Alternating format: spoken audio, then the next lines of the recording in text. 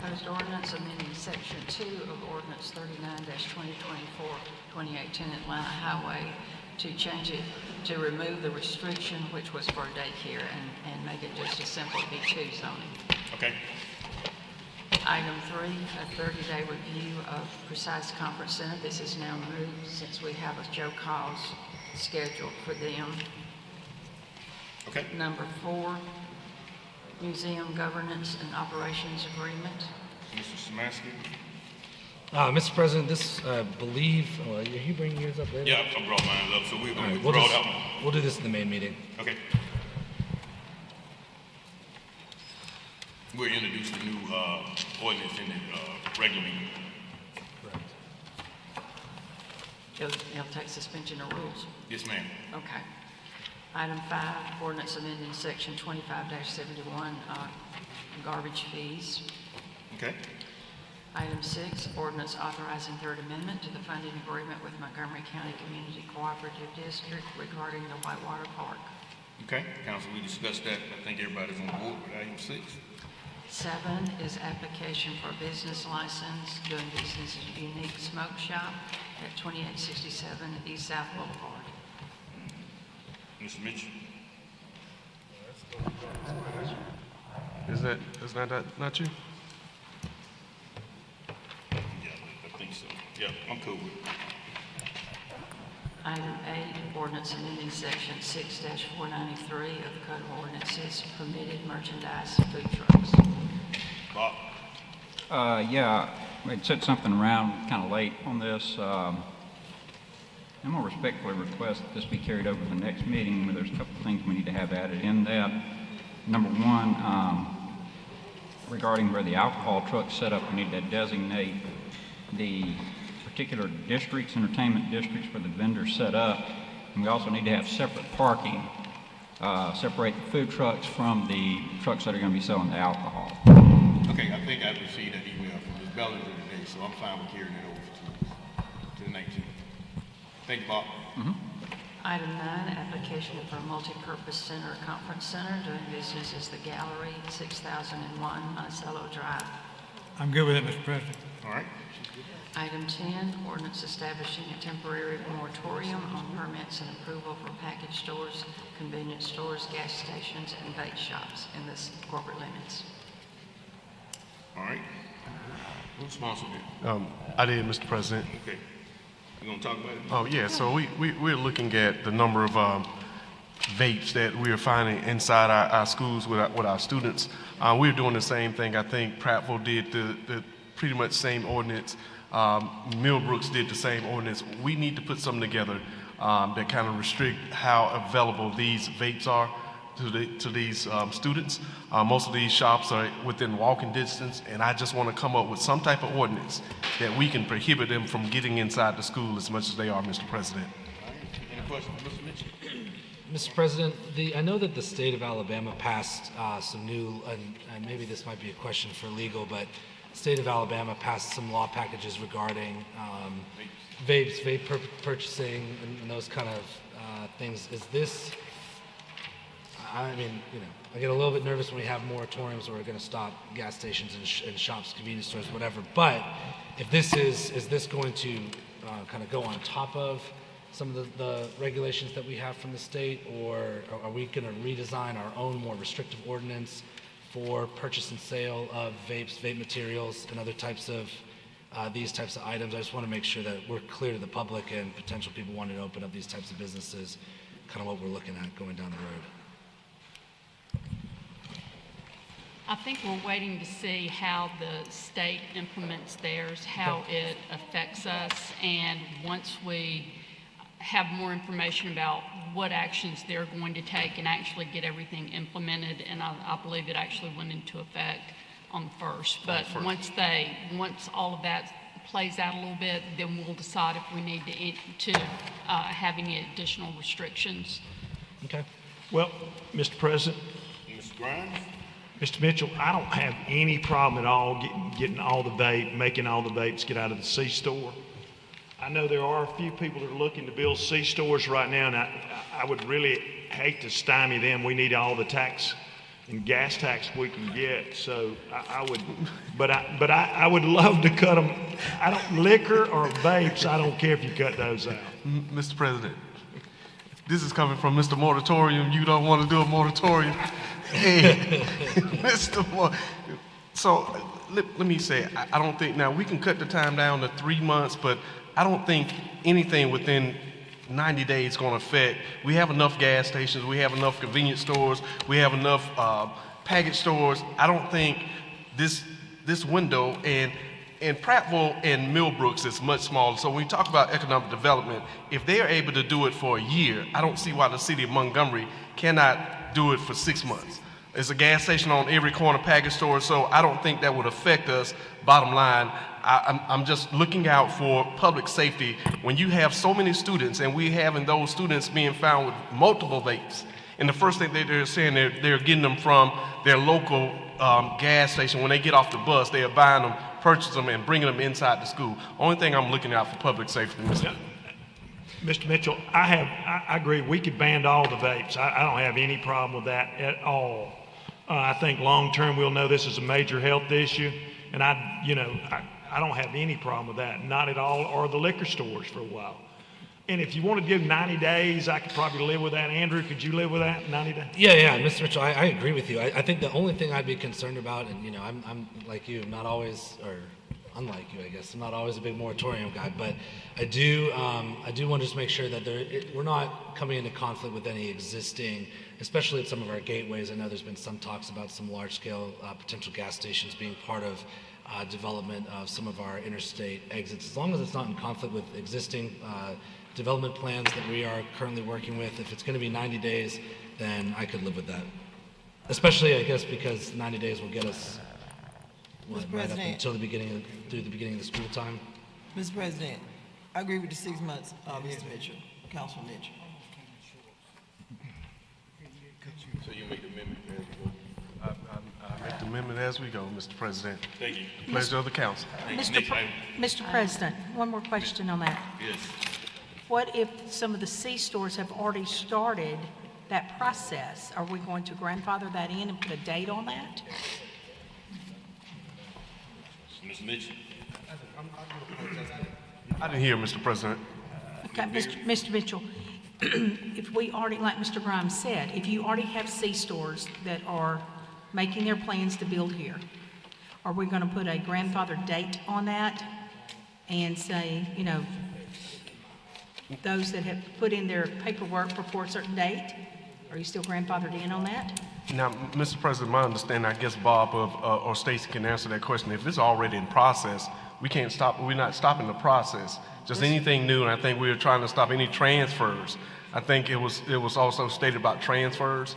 So we're putting a cease on anything after the ordinance is signed by the mayor. Well, No, after it's advertised. After it's advertised. Well, I do apologize. Here's the problem with that, and Mr. Tate and those guys can speak to this, Patrick.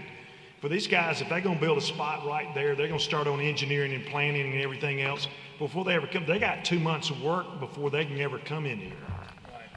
And there are some, as Andrew said, I know there's some people looking to do something right at 65 and Southern Boulevard now, and they're trying to get that going, so I don't know. Mr. President, and like I said, we can go back and forward about public safety, but I don't want to put lives over profit. Now, we can sit here and go back and forward and talk about we have enough gas stations. If we don't build another gas station in the city of Montgomery, just like car washes, Ed, if we don't get another car wash, we'll be fine. But my thing is, we have to put if we don't get a hold to these vapes, and I'm telling you, I'm in the public school system.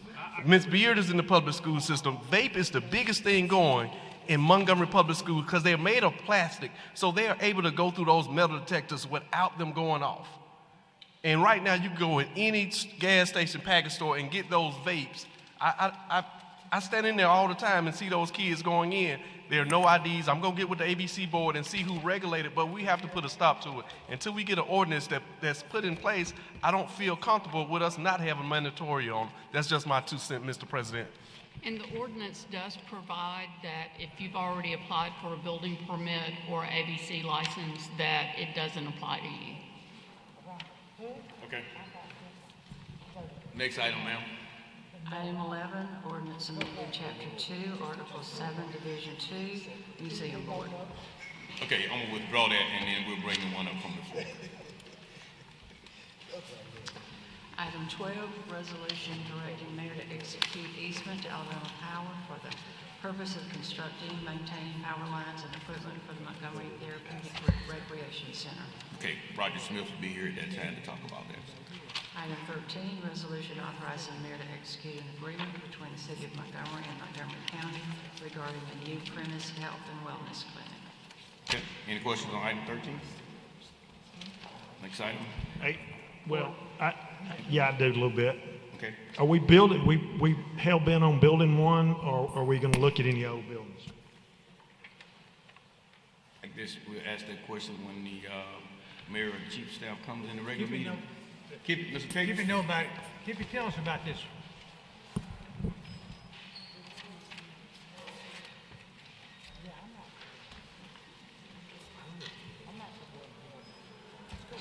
We talking about item 13. Number 10, 13. 13. We've always leased those, the company always leased a place to be, and now we're gonna build them a place?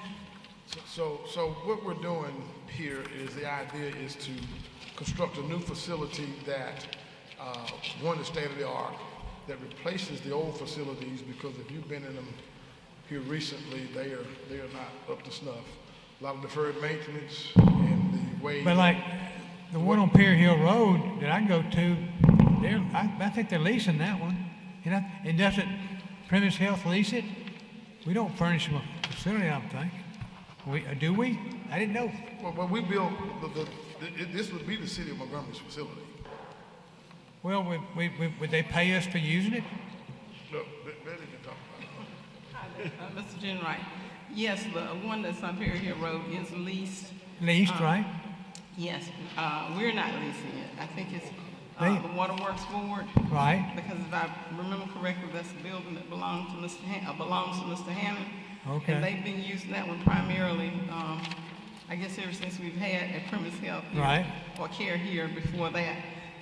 The building that the city is currently using, most of our employees, that is closest to downtown, where you've got your city lot, of course you got City Hall, and you got 25 Washington, is the one at 300, North Hull Street, okay? And the building is really not conducive for those people who have to get out, who are handicapped, trying to get up the ramp. I think I'm in fairly good health, but sometimes when you go there, you got an umbrella in your hand, you're trying to get out in the storm and get in the building. My question is this, Betty. I understand all that. Is Premise Health paying for are they leasing that We building pay now? them for their services. I know we do. I've got the paperwork and everything, if you'd like to see it, as to how we do that. Faye is not here right now. She's the one that's over risk management and could probably give you more detail than I can. But the building belongs to the county. It does not belong to the city. And this is a joint venture between the city and the county to get something that will be more conducive to the needs of the employees. So of the our city of costs Montgomery won't go up overall. What do you mean our costs will go up? Our city, what we pay for Premise Health now for the health care of our employees is a factor we have already set up that we pay every month for Premise Health to furnish the clinics for us.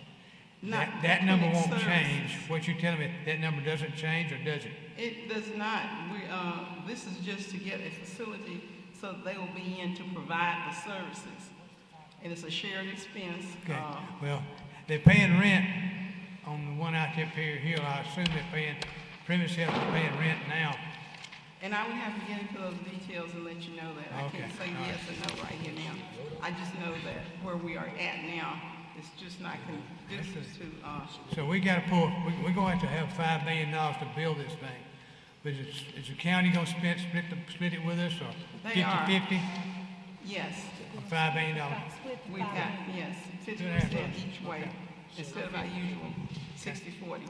So I just always thought that Premise Health furnished their own facility. And apparently not. They do not furnish the facility. They're not there at 310 North Pole Street. Mr. President, Ms. Beard? you know, Mr. Tate, you know, last time we were here, I asked if we could look at some other buildings that are already standing. And I know that there are plenty of, I think Mr. Jenright mentioned a building, I'm Right. not sure, but can we not at least entertain that idea? And we have what we call the function program that we have to comply with based on the standard that we're trying to get to now requires about an 8,600 square foot building. Yes, sir. And the ones that we've looked at to this point just didn't meet that basic program need. The idea is to have a covered drop-off and a drive-through pharmacy in the new building. So when you couple all of these functions together, the ones that we've looked at and have heard about just didn't meet the basic foundation of what needs to be in this new building. So realistically, we're looking at maybe a 2-year period to build this facility, so forth and so on, if we build from ground up, and do we have a location in mind? Yes, we do have a location. The architect is doing the due diligence to be certain that the utilities and the basic site aspects of the building are in place before we move forward. Yes, sir. And we would rather keep that one under wraps at the moment until Right. we move forward. But I can say this, the idea is to go to city-owned property first. Okay, thank you so much.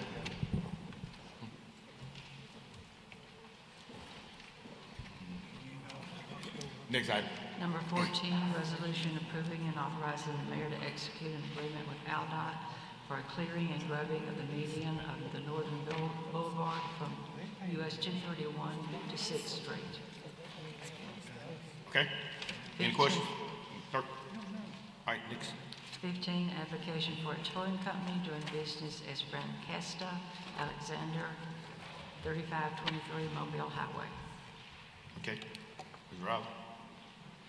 Item 16, application for an alternative transportation service doing business as Homewell Care Services at 4736 Woodmere Boulevard. Okay. 17, application for retail beer and retail table wine off premises only doing business as Racetrack, 2670 at 5705 Troy Highway. Mr. Pruitt? No vaping? No, thank God, Mr. Mitchell's hadn't passed just yet, but yeah, we're good. Okay, cool. 18, resolution reappointing Ed Verdarelli to the Housing Authority. Have some unreadness on that one. 19, resolution declaring, authorizing, and assessing cost of abatement of public nuisances on various lots. Okay. Any other questions? We're gonna hold up number 17, 18. Mr. Brown? You withdrawn 18? No. Okay. Any council have anything before we get into our public communication? All right, council, I have it here on my desk, but you guys received the email on the agreement with the museum that we sent out. Ms. Blaylock, I think we came to an agreement. The museum is here, so we'll bring that up from the floor. We need suspension of the rules to go ahead and pass that. The new agreement, the new ordinance. All right, Ms. Beard? You say you wanted something? I would like to do it in the regular session. Okay, okay, cool. All right, in our public communication work session roster, we have Mr. John Dow.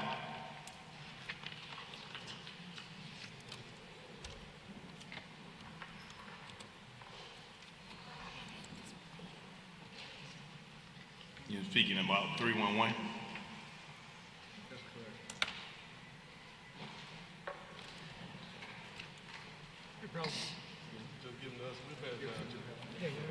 You got 2 minutes.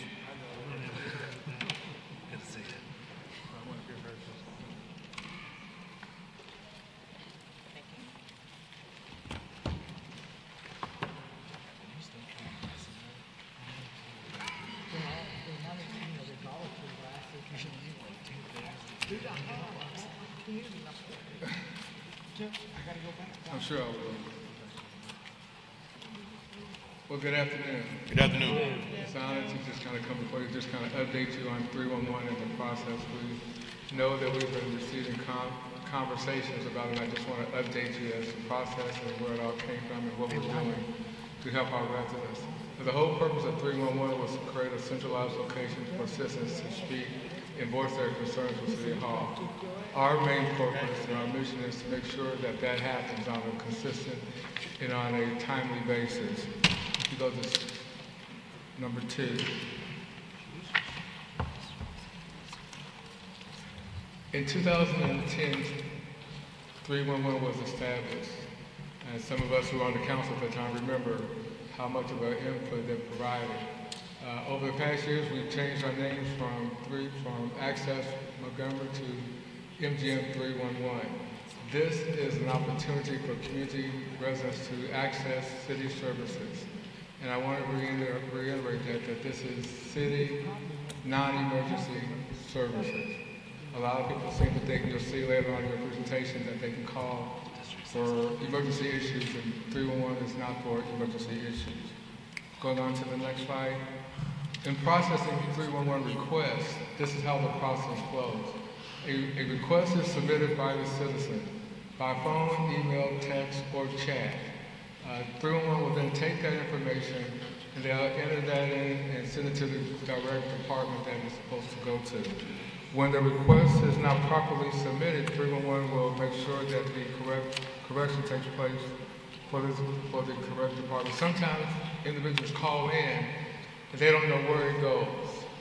So we try to help guide them to the right department. Sometimes they'll be able to go in on their own and enter their email, as you'll see later on in your package, and they think they know where it's supposed to go, but it ends up going to the wrong department. So we call back to the citizen and help clarify where you want to, what issues that you're concerned about, and so we can put that in the right department. Number 4 says, while a specific department evaluates and implements an appropriate plan of action, you as the citizen can receive updates from start to finish by email, text, or calling us at MGM 311. If you leave it anonymously, because some citizens say, I don't want my name, I don't want my email, I don't want my phone number, there's no way to follow back up with you on the status of your request. So we kind of encourage them to leave something, leave an email, leave a phone number, so that you can monitor this and that we can send you back information as your request is being processed. Once the department has determined the appropriate plan of action and completed the request, 311 will be notified of the completion and will close the request. We only close the request once the department has completed the action. Once the department has completed the action, we on our end close the request. Now, when we get the action or the request, we submit that to the department. Our end is done. We're through with it in 311. It now resides with the department to follow up on that action and to take it. Once they complete it, then they close it on their end. And if you register or left a name, a number, or email, that triggers a response back to you that your item has been taken care of. Inspection, some of the things that 311 reports: overgrown grass that is 12 inches or higher, when a vehicle is parked on the front lawn, home that is vacant. These things go to inspection. The sanitation things that go to sanitation are garbage cans replaced, litter along the city right-of-way or main thoroughfares, political signs, dead animals that need removal from the city and curbside. That's sanitation. On the next, you'll see traffic. These are items that go to the traffic department. Stop signs, speed limit signs, traffic signal malfunctions, street lights are out, things of that nature. Miscellaneous things that are inoperable vehicles, parked on the street, the cleaning of curbs and gutters. These are things that we will contact the specific department and ask them to address that have been submitted by the citizens. What 311 does not report, on the next slide, civil matters. We do not handle water meters, we do not address waterworks, sewer tops missing, stranded motorists, stray animals, phones. Listen, you'd be surprised how many people call us up and ask us for numbers that are not in the city directory. Noise complaints, utility payments. We do not also address when streets will be paved. That's something that the city council reserves in working with the right department to determine when the streets will be paved. We also do not address neighborhood entrance signs or neighborhood security cameras, things of that nature. Those are things that are speed reducing measures. If a neighborhood wanted to speed bump, that's something that the city council will work with the constituents on to ensure that that happens, along with the traffic engineering. On the next slide, 311, we ask that you do not call us for emergencies. Some people will say that I can't reach 911 if they want to call 311. We do not handle those emergency calls. What you can call 911 for are any life-threatening situations, the police and or fire department. On the next slide, and I'll be through with this. These are the ways you can contact us. You can call us at 665-4636. You can email us at 311@montgomeryal.gov.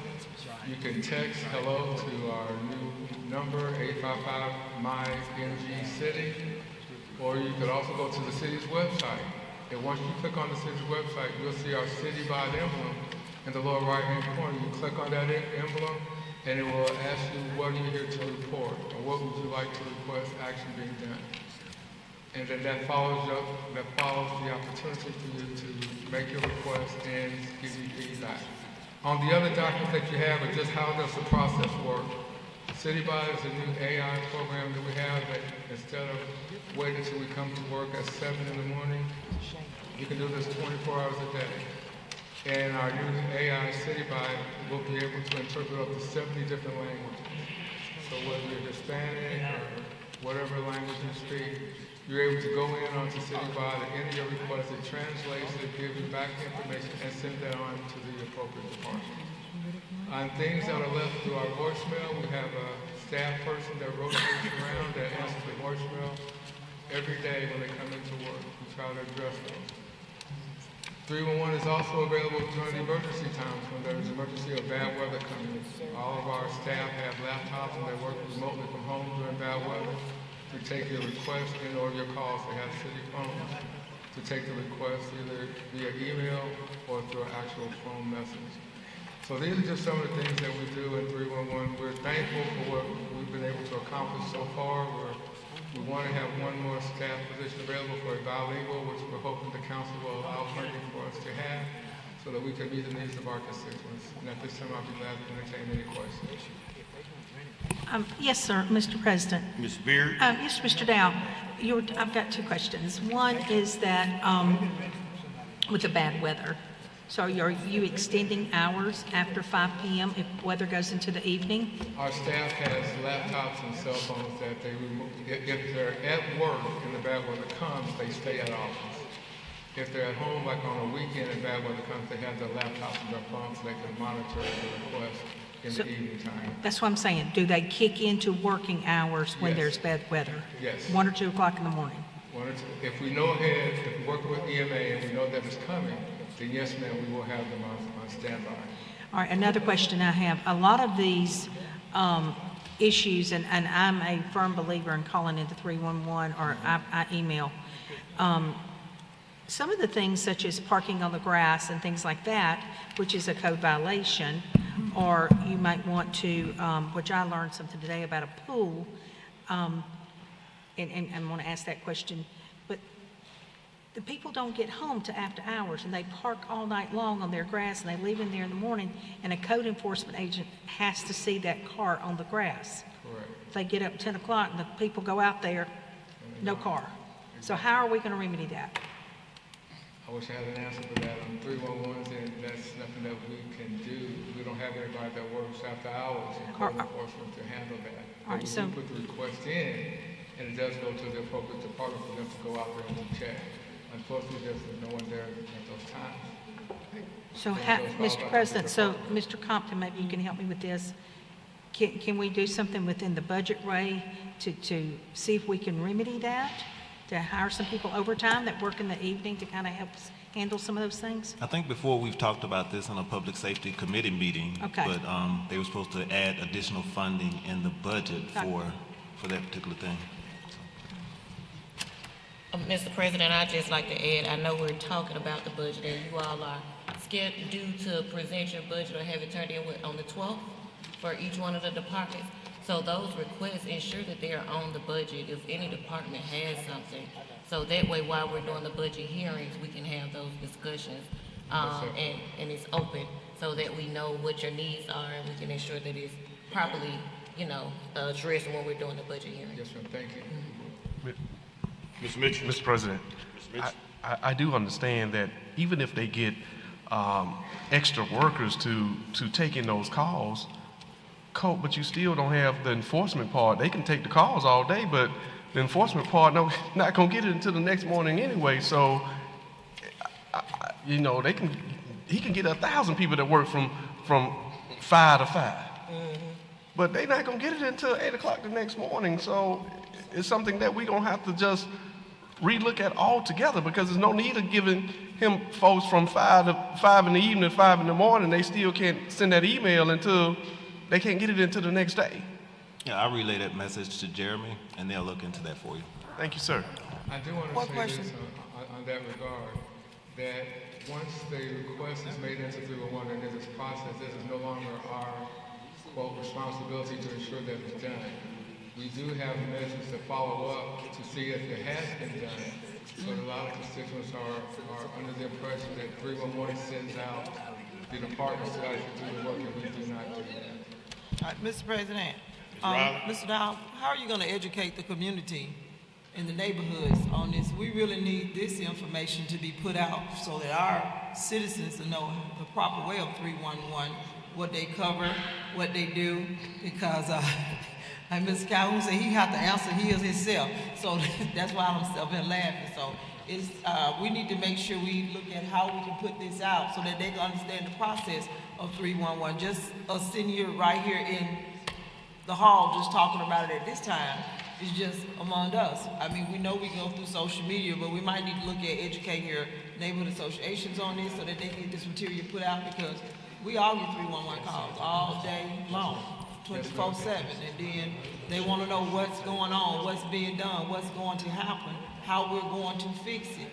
So I think, you know, we need to try to do something. If we have to just go around in the city and educate our citizens on 311 call and the process of what we need to do to get it done. I totally agree, ma'am, and we're open to come to any neighborhood association meeting that we may have, to bring our flyers, brochures, and staff, to share a little bit more about 311. We're looking at getting on social media a little bit more. We're looking to create a video about 311 to post on our website. So we're doing within the budgetary constraints that we have to ensure this message gets out, because we know there's a lot of misinterpretation, miscommunication when it comes to 311. And I know, Mr. President, Johnson.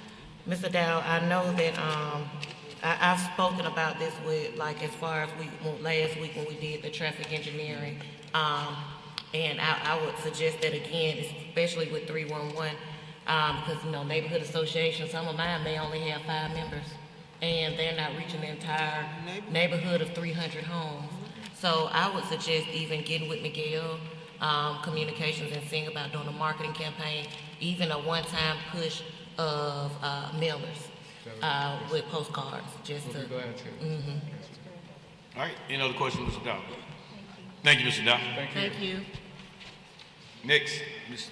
Darius Moore, Boss Youth Lead. I got to talk with Daddy on that. That's all they were doing, county.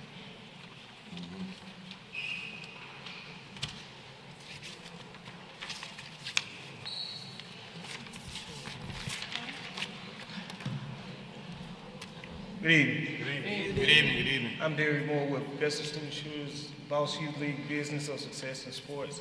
And I know we have limited time, so Ms. Blaylock has, we sent her a video to kind of speed things along as we get ready to present some stuff. You guys helped us a lot in the past, and we just want to give you an update on the progress of our nonprofit 501c3.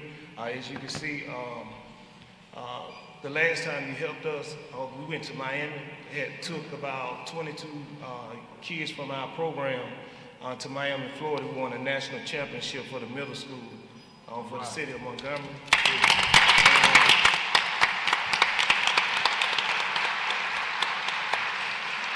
And also, we also won 2 other tournaments this past week with our 6th through 8th grade. All right. So and none of this could have been possible without the assistance of each one of you on the council. We really appreciate all the help that you're doing, that we're trying to do for the youth. Okay, there we go.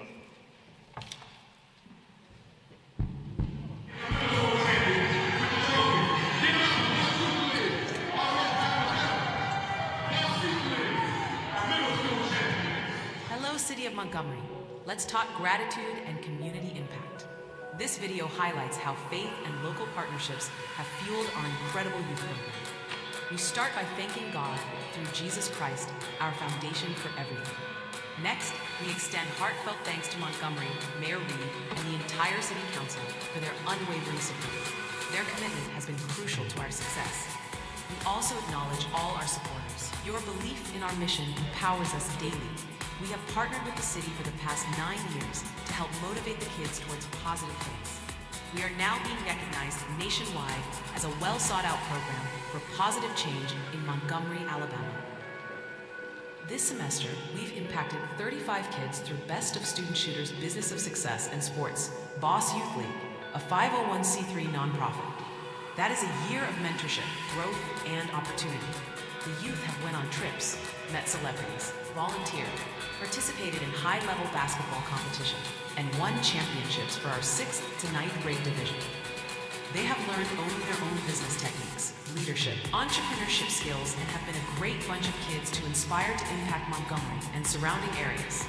Because of your previous donation and use of facilities in the past, we were able to travel to Miami and win the middle school championship and brought the trophy home to our city. The kids spent a whole week doing cultural events in Miami, Florida that will inspire them for a lifetime because of you. Now look, we have gifts for you as a token of our gratitude, and we know you all will look great in them. We request assistance in getting back to our old space at Chisholm or Sheridan Heights Community Center. This is because most of the kids we serve come from those areas. We have had to bus them to another location to retain them ourselves. Additionally, we request a donation of $2,000 to help purchase a van because our program has expanded to include an all-girls team. These young ladies need additional travel space for games, entrepreneurship learning skills and practices. Boss Youth League thanks you, and we need you to continually support for our kids and our programs as we continue to produce more champions and a better tomorrow for the city of Montgomery.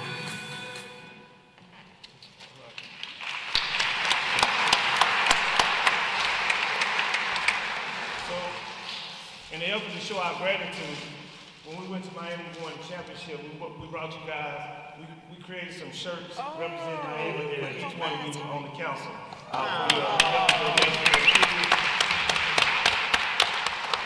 Now, I don't know each one of your sizes, so you can whisper them to me if you like, and we'll definitely give you a shirt as we get ready to leave. But we just wanted to thank you so much for things we've done. We have a starting child playing for each school in the city of Montgomery. They start from our program. With that being said, we just want to show our gratitude for the city, and we really appreciate you all for all you do. We've been partnering with you guys for the last 9 years. We've been existing for about 15 years with our nonprofit 501c3, and we say thank you. Thank you. Appreciate you. Thank you. Mr. President. Ms. Robin? I do want to say one thing. Something they left out. They do a lot of community service work. They didn't say anything about it, but I'm gonna speak up on it, because anytime you call them about doing community service work, they are out there. They're working. I've seen them. I've called them, and they have those young men and young women out doing community service work. I want to say thank you for teaching that more to them. Thank you. Thank you. And the last thing is, we wanted to get a picture with you guys with the trophies. Okay. When you got, Come on up, spin around. Come on up. Come on up now. Come on in, young men, young ladies.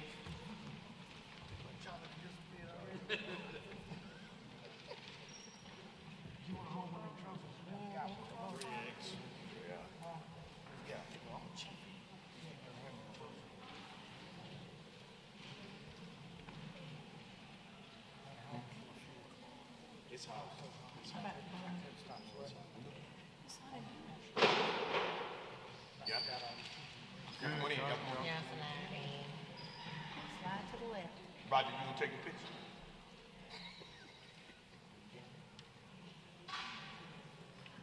Good. He ain't got all notes. All right, thank you. Thank you.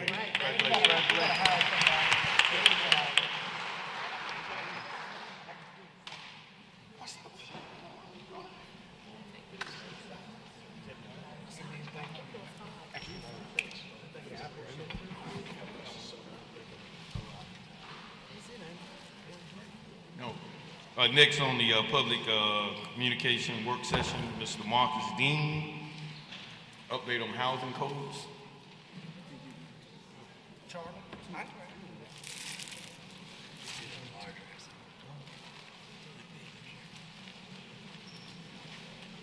Good afternoon. Good afternoon.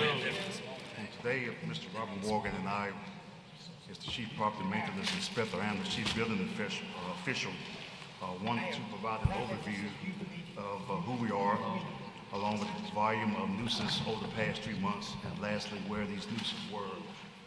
Again, we can move forward, but Mr. Morgan has over 30 years of experience, and I have a broad level of experience in construction, facility management, and now the Chief Building Official here at the City of Montgomery, which we're pleased to be serving in. Who are we? The Property Maintenance Division is responsible for the abatement of properties in violation of municipal ordinance, being a public nuisance and or a threat to public safety. And listed, this gives you a broad perspective of various levels of environmental issues. Next slide, please. And as you can see in the photographs, these are actual photos of properties that have been abated over the past 90 days. You can see the different levels, different states of nuisance, from abandoned vehicles, junk, unsafe structures, etc. Next slide, please. This particular slide is a pretty interesting one to me because it gives us some perspective in how we were trending in 2024 at the same time, comparing it to 2025. And this gives you a perspective of both the nuisance and demolitions. And as you can see in March, we were, this time last year, March, we were at 148, and this year we were at 430, and these are nuisance alone in the month of April, and that's almost a 200% increase. And in the month of April, we were at 590, and this year we're at 780, about a 30% increase. And lastly, in the month of May, we were at 776, and now we're at 994, which was about a 28% increase. If you look at the bar chart to the right, you see standard demolitions. They were non-existent in 2024, and you can see that we have an uptick in both the month of April and May, and that trend is continuing in the months of June, July, etc. Next slide. I'd like to talk about where these nuisances were for the month of March. You can see the districts represent districts 1 through 9, the number of nuisances. You can see that districts 4 for the month of March was the highest district in terms of nuisance, 39%, followed by District 3, 13%, followed by District 7 at 17%, and then lastly District 3 and 2 following.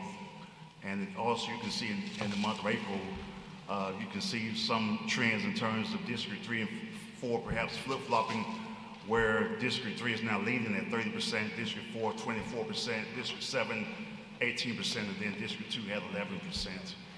And then lastly, in the month of May, you can see again, District 3 and 4 real neck to neck, at District 3 coming in at 27% with the number of nuisances in their district, District 4, 26%, and again, District 7, 15.5, and District 2, 6.6. So you can see the trends in terms of where a lot of your nuisance blighted properties are, and this also represents our efforts and how we've ramped up our resources to address those issues. Again, these are additional photos that shows some more severe levels of blight nuisance within the community, within the city of Montgomery.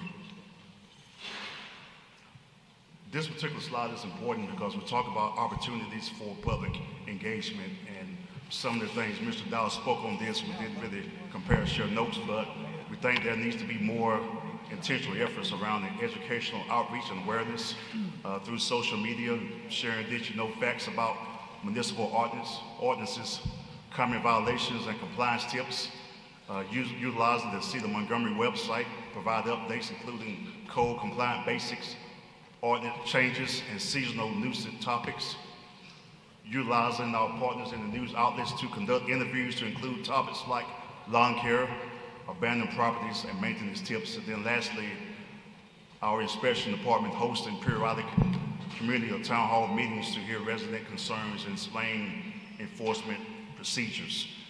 And at this time, we'll pause for any Q&A that any of you may have. Thank you, Mr. Dean. Any questions for Mr. Dean? Mr. Calhoun. Mr. Pruitt? I'd just like to say districts 8 and 9 look pretty clean to me. Yep. Guys, y'all want me and Charlie to tell y'all how we do it? I know what Mr. Pro Tem, Marcus just don't send in the inspectors that way. Send them our way, 3 and 4. But I do like to say something, Mr. President. I want to say thank you all because I know you all have really been getting out and working in District 4 to do nuisance, and I want to say thank you for that. One thing that we have been working on is making sure that we educate our communities on it. So that's why I appreciate the work that you all are out there doing. And I know it gets overwhelming, but my passion is my district. We have the historical trail in District 4. This is why I call and I push so hard for you all to be out there, because we matter.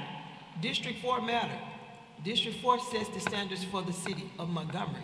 So that's why I need us to make sure that we're putting it in. I always encourage our people to make sure that they do 3-1. Text it, put it in, call it, so that you all can get that information so you can see. And you know, we got a lot of overgrown grass, abandoned homes. The questions I get, how long they gonna stay, when they gonna knock them down?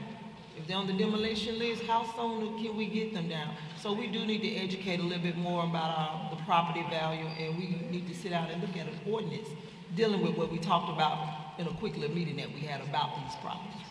Thank you, Ms. Roberts. Mr. President, Ms. Beard? thank you so much. I got to meet one of your new code people today. Delightful. I appreciate that so much. Is there any way we can get what you just sent, that you had, could we have it emailed to us so we can share it with our neighborhood associations? Absolutely. And just make that a little bit more readily available. One thing I did learn today was about the overgrown vegetation on the house, that, and the shrubbery, overgrown shrubbery, that's something that we're not entertaining. And also, I had a situation today about a pool in the backyard, and they were couldn't go in the backyard. I found the ordinance or the code, it said we could go in backyards. This particular pool is falling in. Yeah, Ms. Beard, that's only because the newer guy, I appreciate you welcoming Yes, him, sir. making him feel welcome to our team. He probably doesn't necessarily understand that yet, but we will educate him Yeah, on what that looks like. he was great. Thank you so much. Appreciate it. Yeah, and I also wanted to comment based on what your question you asked about parking in the front lawn. Yes, sir. In some communities, it's a bigger issue than it is Absolutely. in others. However, we're trying to come up with creative ways to do that, including notices at the site, trying to educate if we can get a member to actually respond to a door knock, Okay. to explain what the ordinance is and why you can and can't park on your front lawn. Okay, last question. Businesses in neighborhoods, is that yours? Do we report that to 311? I forgot to ask Mr. Dow, but there are some businesses that are running, especially on the weekend. We're talking Yes. businesses. Yeah, big if you businesses. report it to 311, we will come out and take a look at it. I Okay, think we thank talked you. about this last year about Turo, the companies that people are renting cars from their Yes, homes. sir. Right, Yes. correct. So absolutely. If you report to 311, our department will come out and we will investigate. We're creating engines into other cars, so it's a big business. Yes, sir. Thank you so much. Thank you. All right, thank you. Any other questions? This meeting adjourned. We'll start the regular council meeting at 5 p.m.